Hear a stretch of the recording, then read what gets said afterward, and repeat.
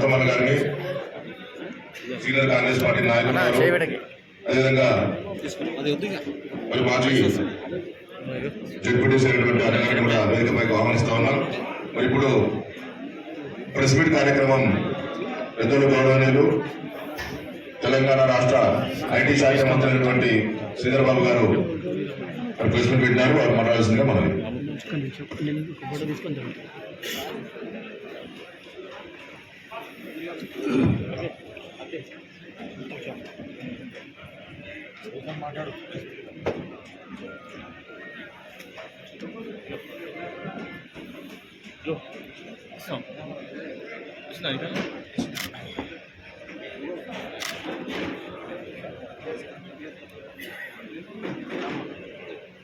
राम मोहन जी आइए।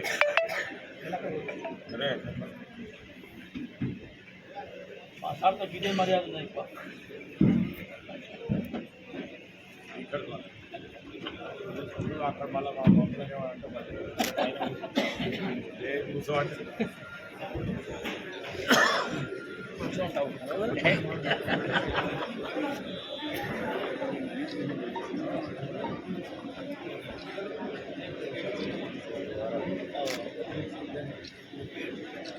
ఈరోజు మున్సిపల్ ఎన్నికల్లో భాగంగా వికారాబాద్ జిల్లాకు ఉమ్మడి రంగారెడ్డి జిల్లా ఐటీ శాఖ మంత్రులు, శాసనసభ వ్యవహారాల మంత్రి పెద్దలు దుద్దిల శ్రీధర్ బాబు గారు, మరి పెద్దలు స్పీకర్ మేడం ప్రసాద్ గారు, మరి చెవెళ్ళ పార్లమెంట్ నియోజకవర్గానికి ఎన్నికల్లో బాగా ఇన్ఛార్జ్గా ఉన్న మాజీ మేయర్ కొంచెం రామోహన్ గారు, మరి పెద్దలు సత్యరెడ్డి గారు, సంతోష్ గారు, మరి ఎంపీ భాస్కర్ గారు, సుధాకర్ రెడ్డి గారు, కిషన్ నాయక్ గారు, రాఘోత్తం రెడ్డి గారు, వేదిక మీద పెద్దలందరికీ పేరు పేరున మరియు ఈ కార్యక్రమానికి చేసిన కాంగ్రెస్ పార్టీ తరఫున కౌన్సిలర్గా ఇలా అభ్యర్థులకు అందరికీ, మరి కాంగ్రెస్ కుటుంబ సభ్యులందరికీ పేరు పేరున నా యొక్క హృదయపూర్వక నమస్కారాలు. ఈరోజు తెలంగాణ రాష్ట్రంలో మున్సిపల్ ఎన్నికల సందర్భంగా పెద్దలు మంత్రి గారు దుద్దిల శ్రీధర్ బాబు గారు విచ్చేయడం జరిగింది. ఈ కార్యక్రమంలో భాగంగా పత్రికా సమావేశాన్ని నిర్వహించడం జరుగుతుంది. అటు పత్రికా సమావేశానికి వారు మాట్లాడాల్సిందిగా కోరుతున్నారు.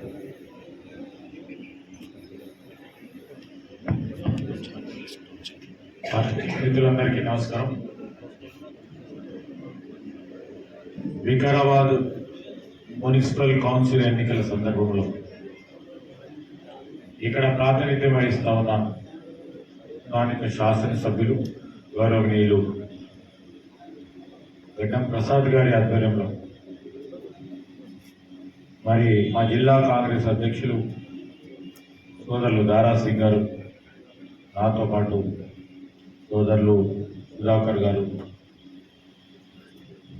ఈ ఉమ్మడి జిల్లా కాంగ్రెస్ పార్టీ తరఫున ఇన్ఛార్జ్గా ఉన్న మాజీ మేయర్ హైదరాబాద్ జిహెచ్ఎంసీకి సంబంధించి రామ్మోహన్ గారు, సీనియర్ నాయకులు సత్యం సేఠ్ గారు, అదేవిధంగా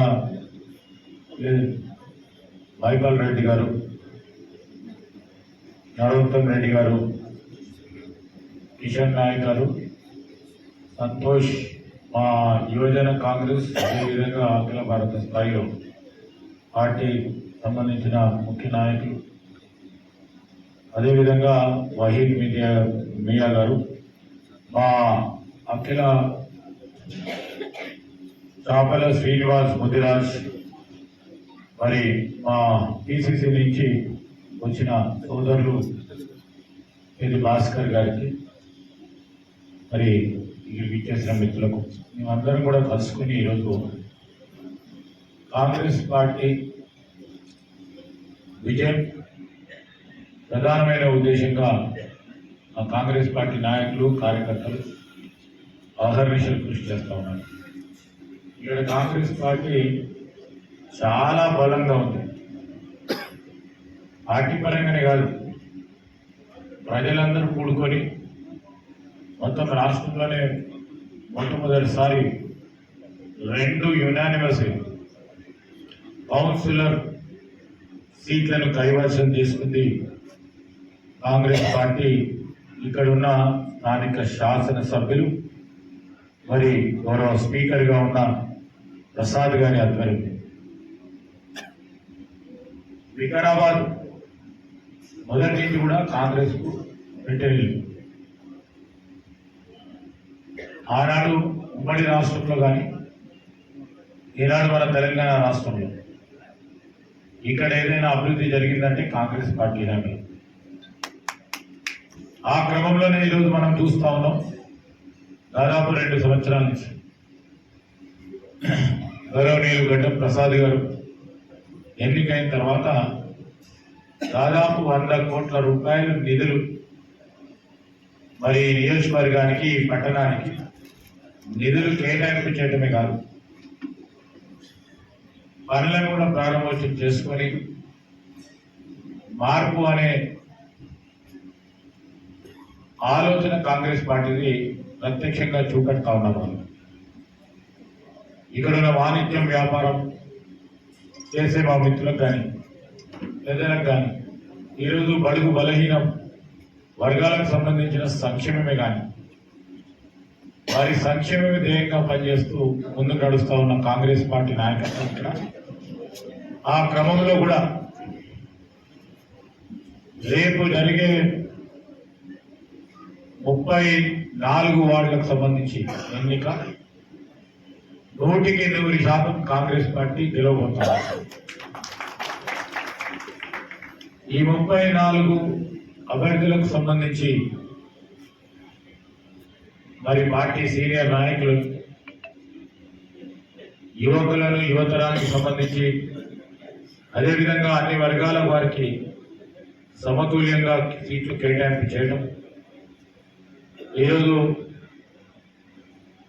మైనారిటీ కానీ ఎస్సీ ఎస్టీకి సంబంధించిన వారు కానీ అదేవిధంగా ఇతర వర్గాలకు సంబంధించిన వారు ప్రాతినిధ్యం ఇవ్వాలని కాంగ్రెస్ పార్టీ అధిష్టానం పిసిసి అధ్యక్షులుగా ఉన్న మహేష్ కుమార్ గౌడ్ గారు, మా ఇన్ఛార్జిగా ఉన్న మీనాక్షి నటరాజన్ గారు, మరి ప్రధానంగా ఇదే జిల్లాకు సంబంధించి ఉన్న మన గౌరవ ముఖ్యమంత్రి రేవంత్ రెడ్డి గారి నేతృత్వంలో తప్పకుండా 100% ఇక్కడ సీట్లు గెలుచుకొని కాంగ్రెస్ పార్టీ అభ్యర్థి చైర్మన్ కైవసం చేసుకొని జెండా ఎగురవేయటం జరుగుతుంది. ఎందుకు వేయాలని చాలా సందర్భాల్లో కొన్ని పార్టీలు ప్రత్యేకంగా బీఆర్ఎస్ పార్టీ వాళ్ళు అనేక సందర్భాల్లో చెప్పినాం. మేము కాంగ్రెస్ పార్టీ 2 సంవత్సరాల నుంచి ఇచ్చిన హామీలను ఒకటి తర్వాత ఒకటి అమలు చేస్తూ ముందుకు నడుస్తాము. అన్నీ ఒకటేసారి ఎందుకు అమలు చేయాలని 10 సంవత్సరాలు వారు చెప్పిన 100 హామీలు అమలు చేయలేని ఆ దౌర్భాగ్య పార్టీ మమ్మల్ని ప్రశ్నిస్తాము.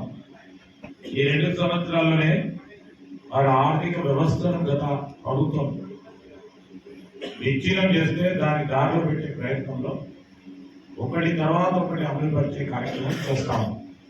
మేము ప్రజలకు ఇచ్చిన వాగ్దానం, శాసనసభ ఎన్నిక జరుగుతున్నప్పుడు శాసనసభ్యునిగా ఎన్నికైన తర్వాత మరి గడ్డం ప్రసాద్ గారు ఈ ప్రాంతానికి ఇచ్చిన వాగ్దానాలు అన్నింటిని కూడా పూరించుకునే కార్యక్రమం చేస్తా ఉన్నాం.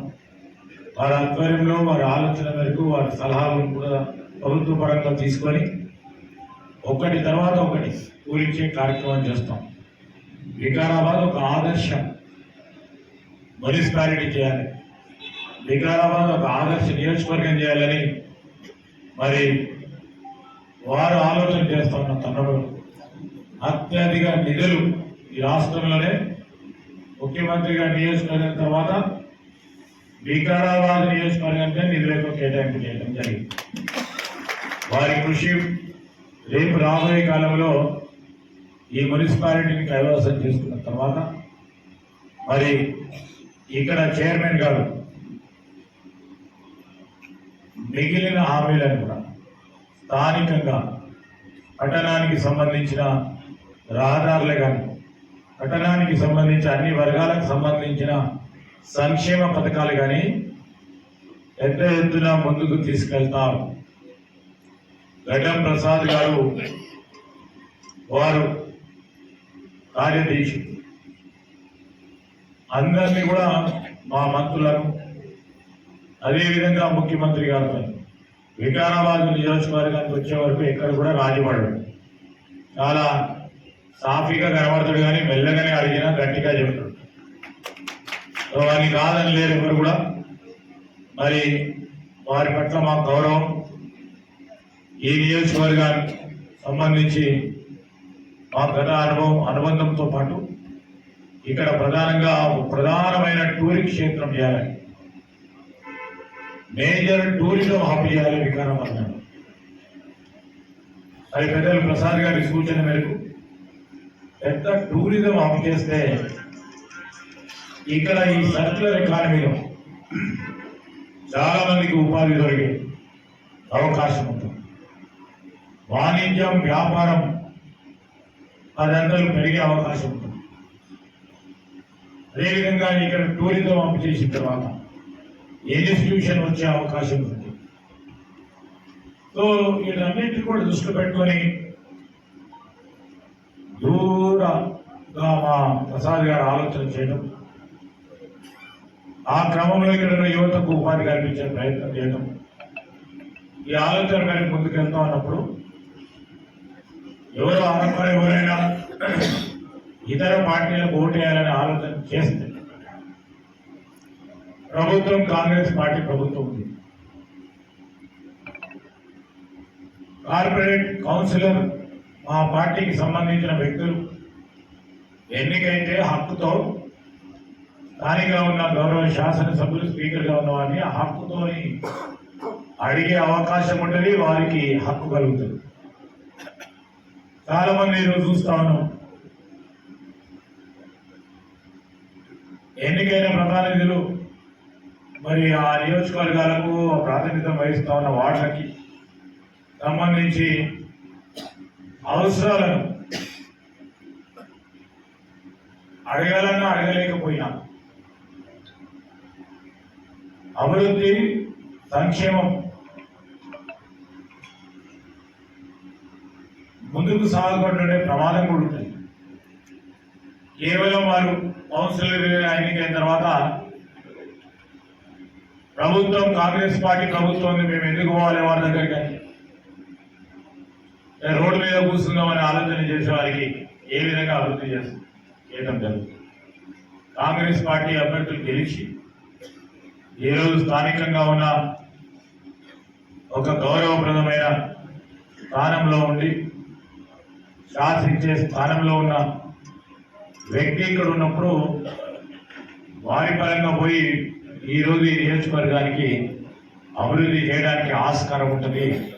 దాంట్లో దృష్టి పెట్టుకుని ఈరోజు యావత్ వికారాబాద్కు సంబంధించిన మున్సిపల్ పరిధిలో ఉన్న ఓటర్ మహాశైలందరూ కూడా ఆలోచన చేస్తా ఉన్నారు. ఖచ్చితంగా మేము కాంగ్రెస్ పార్టీ పరంగా జెండా ఎగరవేయడం జరుగుతుంది. ఈరోజు చైర్మన్, వైస్ చైర్మన్, మా కౌన్సిలర్ సోదరిమణులందరూ కూడా ఫిబ్రవరి 11వ తారీఖు నాడు జరగబోయే ఎన్నికల్లో విజయం సాధించి మొత్తం రాష్ట్రంలోనే మరి మొదటి మున్సిపల్ ఎన్నికలు క్లీన్ స్వీప్ చేసే కార్యక్రమం తప్పకుండా ప్రజల ఆశీర్వాదంతో చేయదలుచుకున్నాం. Thank you. రెండవది, ఈరోజు మేము రాష్ట్ర ప్రజానికానికి సంబంధించి ఈరోజు పట్టణాలకు సంబంధించిన ఎన్నిక జరుగుతుంది. ఈ సందర్భంలో నేను మా ఒక పక్షాన మహిళా సోదరి వల్ల, ఇంకో పక్షాన యువకులను, ఇంకో పక్షాన పేద వర్గాలకు సంబంధించిన మా ప్రధానికం మన జరిగిన సర్పంచ్ ఎన్నికల్లో పంచాయతీ ఎలక్షన్లో అత్యధిక స్థానాలు కాంగ్రెస్ పార్టీ బలపరిచిన అభ్యర్థులను గెలిపించి కాంగ్రెస్ పార్టీ చేసిన అనేక అభివృద్ధి సంక్షేమ కార్యక్రమాలకి ఆశీర్వాదం పలికారు ప్రజలు. పట్టణాలకు సంబంధించిన ఎన్నికలు వచ్చినప్పుడు ప్రజలు అదేవిధంగా ఆశీర్వాదం పలుకుతామనే ఆలోచనలో ఉన్నారు. ఈరోజు బీఆర్ఎస్ బీజేపీ పార్టీ వాళ్ళు మేము అడుగుతా ఉన్నాం, మీరు 10 సంవత్సరాలు మీ సీక్రెట్ పార్ట్నర్ అయిన బీజేపీ 12 సంవత్సరాలు అధికారంలో ఉన్నారు.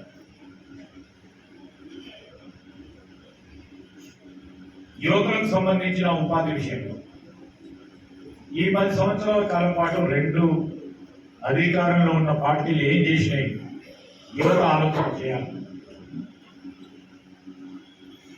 మేము మేనిఫెస్టోలో పెట్టిన ప్రధానమైన అంశం నిరుద్యోగ యువతి యువకులకు ప్రభుత్వ ఉద్యోగాలు కావాలని కోరే ఆ విద్యార్థులకు పోటీ పరీక్షల్లో పాల్గొని మేము ఉత్తీర్ణులై గ్రూప్ 1 ఆఫీసర్లుగా ఈ రాష్ట్రానికి సేవలు అందించాలని ఆలోచన చేసిన వ్యక్తులకి మీరు మొదటగా సమాధానం చెప్పాలి, క్షమాపణ చెప్పాలి.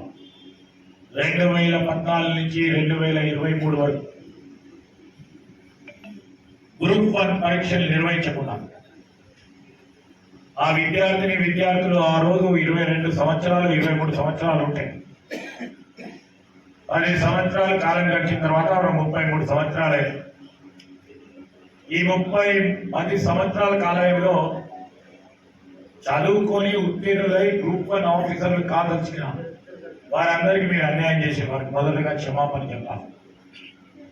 మేము రాగానే గ్రూప్ 1 పరీక్షలు నిర్వహించాం. చాలా మంది ఈరోజు ఈ ప్రాంతాలకు సంబంధించి కానీ యావత్ రాష్ట్రానికి సంబంధించి గ్రూప్ 1 అధికారులుగా ఈరోజు వివిధ స్థాయిలో రాష్ట్రంలో వివిధ డిపార్ట్మెంట్లో పనిచేస్తా ఉన్నారు. అందుకోసమే మేము నిర్భయంగా నిశ్చితంగా ఓటు అడుగుతా ఉన్నాం. మీరు పేదవారికి ఇల్లు కల్పిస్తామన్నారు. పేదవారికి ఇల్లు హైదరాబాద్లో ఆరాంకొర ఎక్కడో వారు మీరు ఇల్లు నిర్మాణం చేసి మీ పార్టీకి సంబంధించిన వారికి ఇస్తే ఈరోజు యావత్ రాష్ట్రానికి సంబంధించి ప్రతి నియోజకవర్గంలో 3,500 చొప్పున 119 నియోజకవర్గాల్లో ఇల్లు కేటాయింపు చేస్తుంది.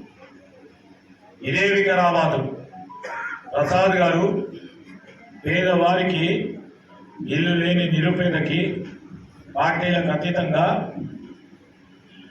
ఈరోజు గుడిసెల్లో ఉంటున్న ఆ పేదవాడిని ఆదుకోవాలని 3,500 ఇచ్చింది ఒకటే సంవత్సరంలో. మేము బీజేపీ వాళ్ళని అడుగుతున్నాం, బీఆర్ఎస్ వాళ్ళని అడుగుతున్నాం. ఆ పేదవారికి ఏం సమాధానం చెప్తారో చెప్పండి.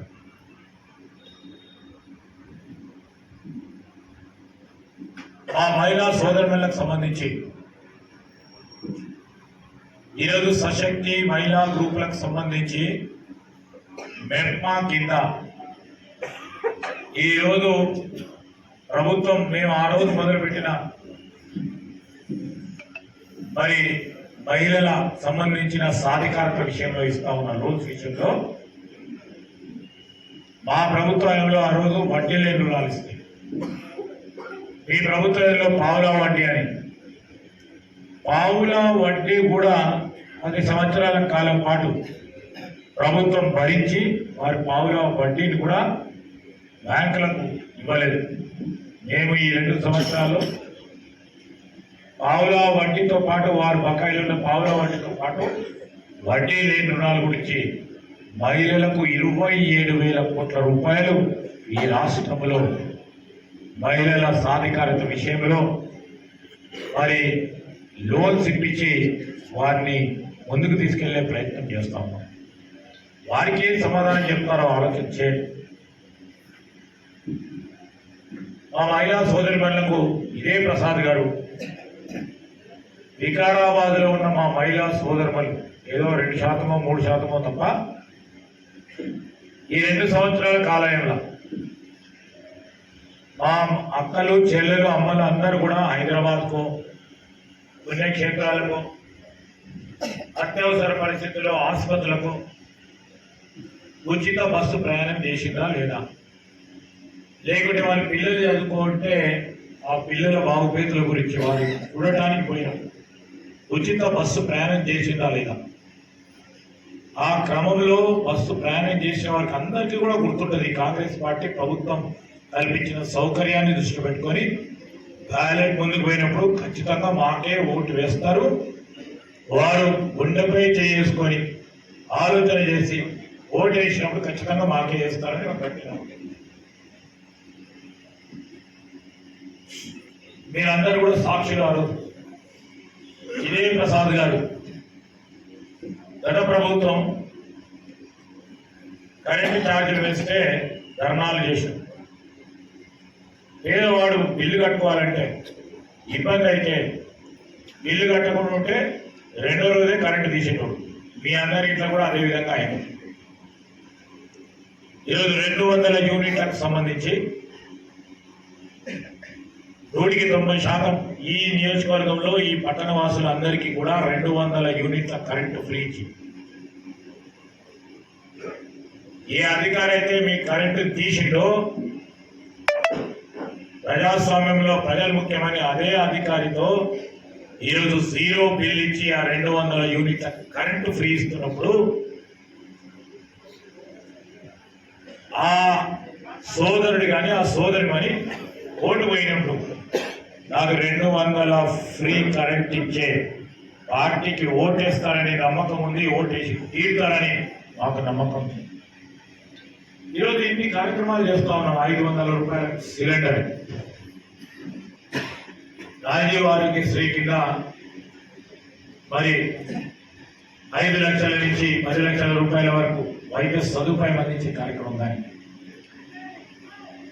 ఈరోజు అన్ని వర్గాలకు సంబంధించి సంక్షేమ కార్యక్రమాలు కానీ ఇవన్నీ కూడా మాకు ప్రజల నుంచి ఆశీర్వాదం ఇవ్వడానికి ముందుండి నిలబడి యావత్ రాష్ట్రంలో ఉన్న మరి మున్సిపల్ కార్పొరేషన్లు కానీ కౌన్సిల్ కానీ పెద్ద ఎత్తున మేము గెలవబోతా ఉన్నాం, గెలిచి తీరుతామని మీ ద్వారా మరొకసారి వికారాబాద్ పట్టణంలో ఉన్న ప్రజలకి ఓ గొప్ప అవకాశం.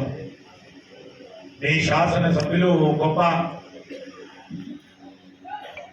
పదవిలో ఉన్నారు. స్పీకర్గా 2 సంవత్సరాల నుంచి దిగ్విజయంగా మరి ప్రజా సమస్యలకు సంబంధించిన అంశంలో కానీ ప్రభుత్వం నుంచి పరిష్కార మార్గాలు ఇచ్చే విధంగా స్పీకర్ స్థానంలో ఉండి ఇటు ప్రభుత్వానికి అటు ప్రతిపక్షాలకు సంబంధించిన అడిగిన ప్రశ్నలకి వారధిగా ఉంటూ ప్రజలకు మేలు చేయాలనే ఒక ఉన్నతమైన స్థానంలో ఉన్న వ్యక్తి ఈ ప్రాంతం, ఈ వికారాబాద్కు సంబంధించిన ప్రజల అదృష్టం. ఎందుకు అదృష్టం అంటామంటే చేపట్టే ఒక సత్తాగల నాయకుడు మీకు నాయకుడిగా ఉన్న తరుణంలో దీన్ని మీరు ఆశీర్వాదం ఇస్తారని పెద్ద ఎత్తున మరి చైర్మన్, వైస్ చైర్మన్, కౌన్సిలర్లకు అందరికీ కూడా మీ ఆశీర్వాదం ఇవ్వాలని కోరడానికి నేను కాంగ్రెస్ పార్టీ పక్షాన మా మిత్రులు రామ్మోహన్ గారు, అదేవిధంగా మా పార్టీకి సంబంధించిన సెక్రటరీ సోదరులు భాస్కర్ గారు రావడం జరిగింది. మరి నేను మీ అందరినీ కూడా కోరుతా ఉన్నా, తప్పకుండా మా పాత్రికేయ మిత్రుల సహకారాన్ని కూడా కోరుతూ సెలవు తీసుకుంటాను.